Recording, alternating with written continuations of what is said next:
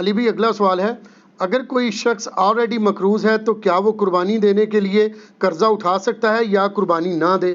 قربانی کیوں نہ دے جی، کروڑ پتی لوگ بھی مقروض ہیں، یہ بڑے بڑے فیکٹریوں کے مالکوں سے آپ پوچھیں، انہوں نے کروڑوں میں قرضے اٹھائے ہوئے ہیں، وہ ایکویٹی تو ان کی 40% ہے، 60% تو ڈیٹ انہوں نے بینکوں سے اٹھایا ہوا ہے، وہ تو سب سے پہلے تو ان کی قربانی ساقط ہو جائے گی، جو امریکن بیل چپ فٹ شدہ جو ہے منگوا کے یہاں پہ قربان کر رہے ہیں، اگر آپ ان کو دیکھیں مقروض وہ بھی ہیں۔ یہ قرضہ جو ہے یہ عارضی قرضہ ہے، یہ اس قرضے کو وہ قرضہ نہیں کہا جاتا کہ جس کی بنیاد پہ قرضہ یہ ہے کہ ایک بندہ قرضے کے تلے اس طرح دب گیا کہ اس کی 2 وقت کی روٹی محال ہو گئی ہے اور وہ روکی سکی کھا کے گزارا کر رہا ہے، اس کو مقروض کہا جاتا ہے۔ کروڑ پتی لوگوں کو مقروض نہیں کہا جاتا۔ وہ تمہارے پرائم منسٹر صاحب بھی کہتے ہیں اتنی تنخواہ لے کے بھی کہ میرا مشکل سے چولہا جلتا ہے، تو قربانی تو پرائم منسٹر میں بھی کوئی نہیں بن رہی ہوگی۔ اس طریقے سے اگر دیکھا جائے بڑے بڑے فیکٹری آنرز جو ہیں تو وہ اس طرح نہیں ہے، قرضہ اٹھا کے آپ کریں۔ یہ کمیٹی آپ نے قرضے ہی تو ڈالی ہوتی ہے، کمیٹی ڈال لیں، سالی کی شادی کے لیے ڈالتے ہیں، بھائی کی شادی کے لیے ڈالتے ہیں کمیٹیاں، اور وہ جوتیاں اور کپڑے ہوں تب بھی نئے لے کے دیتے ہیں بچوں کو، اس کا خرچہ نکالیں تو ایک بیل میں حصہ ڈالنے سے تو کم ہی بنتا ہے، یہ بیل میں حصہ ڈالنا تو اس سے کم ہی بنتا ہے۔ آج کل ایک ایوریج شادی کے اوپر 15-20 ہزار روپے لگ جاتا ہے، تو سر 12-13 ہزار روپے کا آپ بیل میں حصہ نہیں ڈال سکتے؟ ضروری ہے کہ آپ نے بکرا ہی لینا ہے، بیل میں حصہ ڈال لیں۔ تو یہ جو آپ نے کمیٹی بھی ڈالی ہوتی ہے، اگر ایک سپوز لاکھ روپے کی آپ کی کمیٹی نکلی ہے، تیسری یا چوتھی، اور 10,000 روپیہ مہینہ ہے، تو چوتھی آپ نے کمیٹی جب لے لی ہے تو آپ نے ابھی تک تو 40,000 اس کو جمع کروائے ہیں نا کمیٹی والے کو، 60,000 تو آپ نے بعد میں کرانے ہیں، لیکن لاکھ روپے آپ نے پہلے ہی اٹھا لیا ہے، تو 60,000 کے تو آپ بھی مقروض ہیں، تو پھر تو دنیا میں کوئی بندہ ہی نہیں بچے گا۔ لوگ اتنے بولے بن کے نہ وہ کہتے ہیں، کئی لوگ پوچھ رہے تھے جی قرضہ بھی ہے، زکوٰۃ بھی دینی ہے، تو قرضہ بھی جو مائنس کریں گے، اور مائنس بھی کتنے الٹے طریقے سے کرتے ہیں، اس طریقے سے تو الٹا اس کو زکوٰۃ دینی پڑ جائے گی۔ وہ پتہ کس طرح کر رہے ہوتے ہیں، مثلا ایک بندے کا کاروبار ہے 1 کروڑ روپے کا، 40 لاکھ روپیہ اس کا اپنا تھا سرمایہ، 60 لاکھ اس نے بینک سے اٹھایا قرضہ، کتنا ہو گیا 1 کروڑ۔ اب وہ جب حساب کرنے لگتا ہے نا سال بعد، وہ کہتا ہے جی میں نے 1 کروڑ روپیہ کاروبار میں لگایا ہوا ہے، تو 1 کروڑ کی زکوٰۃ جو ہے وہ کیسے نکالی؟ وہ پھر کہتا ہے کہ دیکھیں جی میرا تو اپنا تھا 40، 60 میں نے بینک سے اٹھایا، تو 60 میں سے 40 نکل گئے، تو 20 لاکھ کا تو میں ابھی بھی مقروض ہوں، تو میں تو مقروض ہوں، میں کیوں زکوٰۃ دوں گا؟ حالانکہ وہ بیوقوف بھول جاتا ہے کہ کاروبار میں اس نے 1 کروڑ لگایا ہوا ہے، یہ 60 لاکھ 1 کروڑ میں سے مائنس ہونے ہیں، 40 لاکھ میں سے نہیں مائنس ہونے۔ 40 لاکھ تو اس کا اپنا تھا نا، 60,000 اس نے قرضہ اٹھایا، تو ٹوٹل کتنا ہوا 1 کروڑ۔ اب کاروبار میں 1 کروڑ لگا ہوا ہے، 1 کروڑ میں سے 60 لاکھ مائنس ہونا ہے، اپنے 40 جو بھی وہ 60 کاٹ دیتے، ٹھیک ہے۔ ویسے ماشاءاللہ آپ ان کو دیکھیں، ان پڑھ چٹے ان پڑھ ہے، کروڑوں کا بزنس کر رہے ہیں، آپ کو جناب زبانی پورے دن کا حساب کتاب بتا دیں گے، اور نام نہیں اپنا لکھ سکتے، کاروبار میں اتنے تیز ہیں، دعائے قنوت پھر بھی نہیں یاد ہوگی ان کو، جنازے تو ویسے ہی نہیں آتا نا، غور پہ ہے کوئی اور۔ تو یہ سارے بہانے ہیں جی قربانی کے۔ میں تو پوری کوشش کرتا ہوں کہ اس کے اوپر لوگوں کو ترغیب دلائی جائے کہ قربانی نہ مس کریں۔ سر یہ بہت بڑی نعمت ہے، آپ قیامت والے دن اور کچھ نہیں ہے تو حضرت ابراہیم علیہ السلام سے سفارش کے لیے عرض کر سکتے ہیں، ان کی سنت کو زندہ رکھا، ان کی سنت آپ نے زندہ، سنت ابراہیمی کو زندہ رکھا۔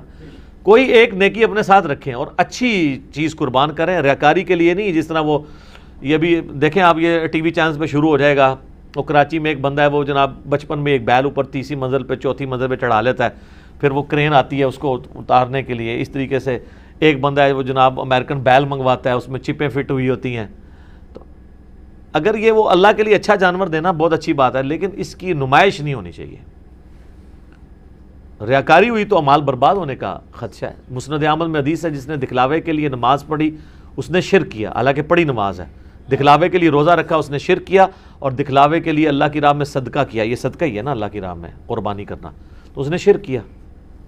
اور جو مسلم شریف میں حدیث ہے کہ قیامت والے دن ایک سخی کو، ایک شہید کو، ایک قاری کو بلایا جائے گا، اللہ تعالیٰ تینوں کو اپنی نعمتیں گنوائے گا، تو پوچھے گا تو نے میرے لیے کیا کیا؟ شہید کہے گا یا اللہ جان دے دی، اور کیا کرتا، اس سے بڑی کیا بات تھی؟ اللہ کہے گا اس لیے دی کہ لوگ تجھے بہادر کہیں، لہٰذا دنیا میں تیری بڑی تعریف ہوئی ہے، اوندا منہ کر کے دوزخ میں۔ سخی کو اللہ تعالیٰ پوچھے گا یا اللہ میں نے تو اتنا کچھ خیرات کیا, میں تو مسجد کی ٹوٹیوں کے اوپر نیم پلیٹ بھی لگوائی کہ فلاں سیٹ صاحب نے یہ وضو خانہ اور ٹائلٹ بنوایا ہے, اور بھی تجھے یقین نہیں آتا بریکٹائج. تو اللہ تعالیٰ مائے گا یہ تو اس لیے کہا کہ لوگ اس تیری تعریف کریں, کر لی گئی, جا دوزخ میں تم, میرے پاس کوئی اجر نہیں. اور اس طریقے سے قرآن کے قاری کو کہا جائے گا تو نے اس لیے کیا کہ لوگ تیری تعریف کریں, تو بہت بڑا لامہ ہے. تو تجھے دنیا میں لوگوں نے ماشاءاللہ اتنی مدہ ذلہ دامت برکاتم عالیہ اور حافظہ اللہ آیت اللہ یادگار اسلاف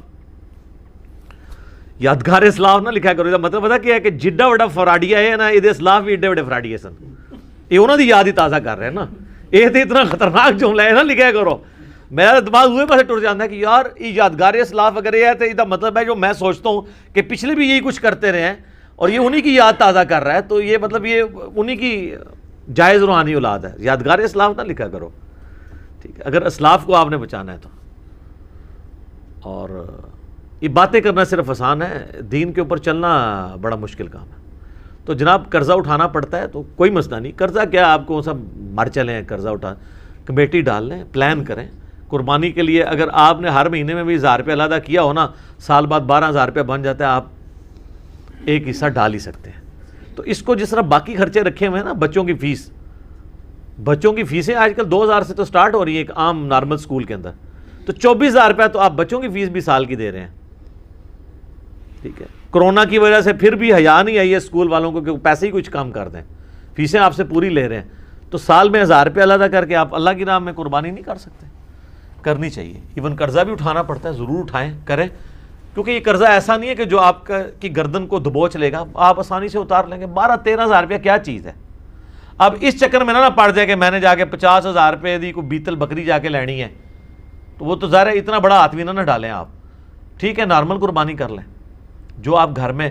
اچھا, بعض لوگ ہیں گھر میں موٹا گوشت کھانے کو عیب اور گالی سمجھتے ہیں, اور جب قربانی کا موقع آتا ہے تو وہ بڑے گوشت میں حصہ ڈال دیتے ہیں پیسے بچانے کے لیے. تو چاہیے یہ ہے کہ پھر جو اگر آپ چھوٹے گوشت کو پریفرلی گھر میں کھاتے ہیں, صرف چھوٹا گوشت جو کھا رہے ہیں, میں ان کی بات کر رہا ہوں, جو مکس کر کے کھا رہے ہیں ان کی نہیں بات کر رہا, تو آپ کو پھر قربانی بھی چھوٹے گوشت کی ہی دینی چاہیے. لن تنالوا البر حتی تنفقوا مما تحبون, تم کبھی بھی نیکی کے اعلیٰ درجے کو نہیں پا سکتے جب تک کہ پسندیدہ چیزیں اللہ کی راہ میں خراب نہ کرو. ویسے موٹے گوشت سے آپ گن کھائیں اور کہیں جی ساڑھے گھر سے پکدا ہی چھوٹا ہے, جو قربانی دی واری آئے تھے وہ جناب موٹا گوشت کا حصہ 13,000 روپے کا بن رہا ہے اور بکرا جو ہے وہ آ رہا ہے 30,000 روپے کا. ادھر جناب تو یاد آ جائے کہ وہ جی ابراہیم علیہ السلام جڑے نا وہ بھی بنایا بچڑا لائے سن فرشتے واسطے, تے موٹا گوشت تے سنت ابراہیمی ہے.